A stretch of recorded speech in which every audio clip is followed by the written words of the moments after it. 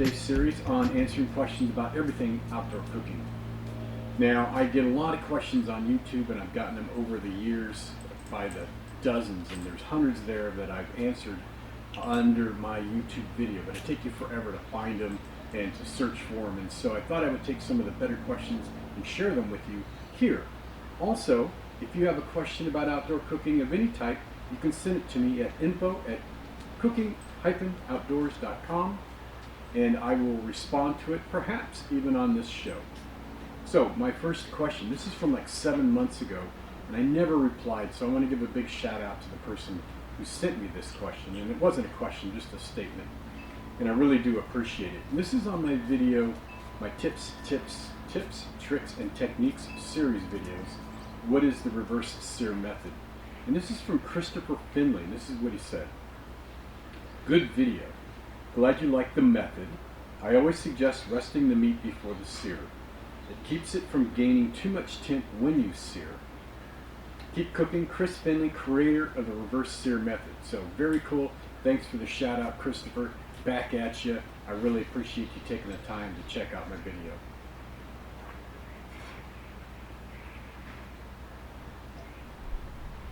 This is hard work. So, on another very, very popular video is my #1 requested barbecue rub. Now, everybody should know by now this is not my personal rub. It is one that I shared and I use all the time. And I'll have links to all these videos in the comments below, or in the more section below the video. So this is from, I hope I get this right, Amlich, and this is a few months back. And he says, can I use this rub on pork shoulder butt?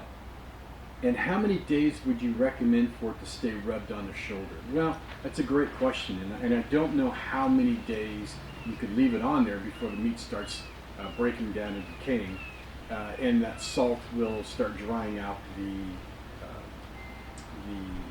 surface of that pork shoulder butt, which is not a bad thing. But I only put my rub on the night before, and that's what works for me. If you want to try doing this for a longer period of time, dry age it, if you will, in the refrigerator, you could probably do that. Just leave it uncovered so it doesn't build up moisture, but it'll be drying that surface, and a lot of people do that with ribs and roasts and stuff like that, and it really adds a lot more flavor to the meat. He also asked, can you use a smoker liquid with the recipe? Yeah, I imagine you could, but I'm not sure why you would want to. If you're going to be cooking that on a grill outdoors, you would add the smoke to the grill via wood chunks or sticks or whatever you might have. And I think, and that's just my opinion, that if you were to apply liquid smoke to that, it would be a little bit too harsh. But, man, it's your call. It's, when you make that rub, it's your rub, and you can do what you want. You would then get a wet paste, which would be a little bit different, but I think you're heading down the wrong path there. So let me know if you try that. All right, in probably one of my more popular videos, this is I gotta put these back on. This is the backyard New England clam bake in the Weber kettle that I did with my buddy Greg Mervich from Ballistic Barbecue.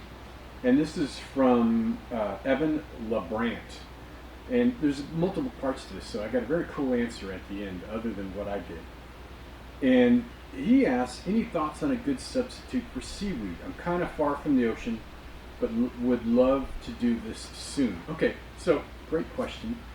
I'm, a couple hours away from the ocean, so I can't get fresh seaweed. In fact, when we shot that video down in San Diego with Greg, we're right there at the ocean, and fresh seaweed just wasn't something that we wanted to do. So we went to an Asian food market and got dry seaweed. And literally, you put that in a bucket of water and it rehydrates in seconds. You can order it online at Amazon and other online Asian food sources. You can get that very easy. Now, here's the cool part, is that LSO,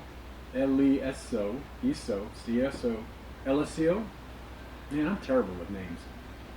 But this person, they said, grab some leaf lettuce and put it in a bowl of salted water, taste the water, make sure it tastes as salty as seawater. That's pretty nasty stuff. And leave them soaking overnight in the fridge. That's as close as you'll get to seaweed without the seaweed. So very cool tip right there. I've never even thought about doing that.